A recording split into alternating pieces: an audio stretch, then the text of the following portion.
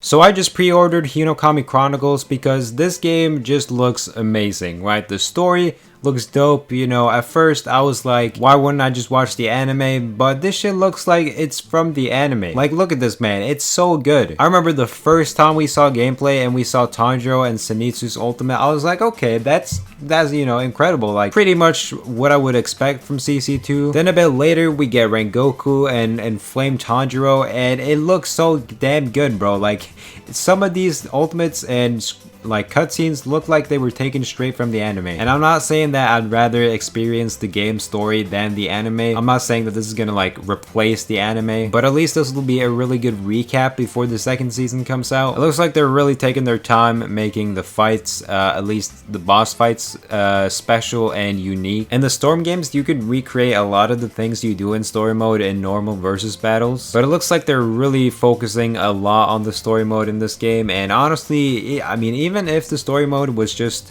a lot of normal versus battles, like, I almost wouldn't even mind because the gameplay looks so damn good. And the first season of Demon Slayer is really not that long. It's just like 24-ish, so I think a little bit more, but like 24-ish episodes. The developers really don't have that much that they need to cover compared to what they did in like Dragon Ball Z Kakarot and some of the Storm games. So they're obviously gonna take their time and really polish the story mode. Like, I'm sure the boss fights are gonna be just crazy. I remember really liking the boss fights in Storm 2, and it looks like they're really doubling down on that here. Now, in terms of the gameplay, you know, the first time they dropped gameplay for the game, I thought it looked, you know, just great. And then some weeks ago, they dropped some new gameplay which looks even better. You can actually see certain things that they've changed and improved. One thing I'm slightly worried about in this game though is how casual it's gonna be and how much effort you're actually gonna need to play, because that's one thing that I really liked about Storm or Storm 4 is how, you know, it's not really as shallow as like a normal anime game like Jump Force,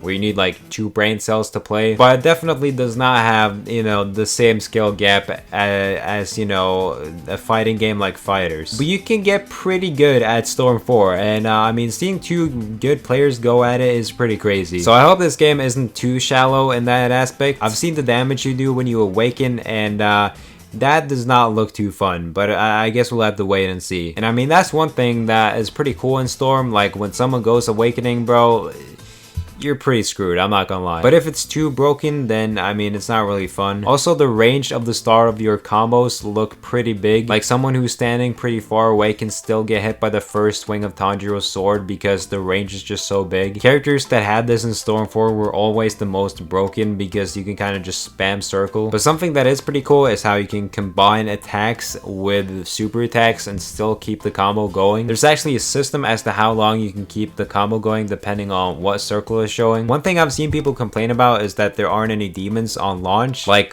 why the hell are they adding this guy instead of someone like Akasa? Yeah, honestly, I don't even know. That was kind of weird. But I don't really care, bro. Like, it's confirmed that we'll get multiple demons in an update after launch, which maybe you won't even have to pay for. So worst case scenario, if you really don't like that they won't have any demons on launch, then just wait like some weeks or months. And I'm pretty sure they're gonna add a lot of characters. I mean, have you seen Storm Force roster, dog? That thing is massive. They added more DLC to the game 4 years after its release, and I'm sure that after season 2 they're, you know, gonna add a whole lot more characters. Like, this was just a great time for this game to come out, really. And if you're a big Demon Slayer fan, you're really getting like a lot of content right now. A movie, a game, and another season all in the same year. The movie was just amazing, you know, hype as hell. The game is looking, you know, as I've been saying, really promising, and I'm sure the second season will be just as good as the first one. Another thing I've seen people complain about is how they spent time on these school versions of the characters instead of the demons, but it's not like these guys have a whole new moveset or anything like that. They're pretty much different costumes. In fact, if they were just listed as different skins and didn't take up any space in the rosters, I guarantee you no one will be complaining about this. But I do think there's a lot of potential with the demon characters. At the start, there's gonna be a lot of sword characters, which, you know, might feel somewhat somewhat similar. So I think the demons are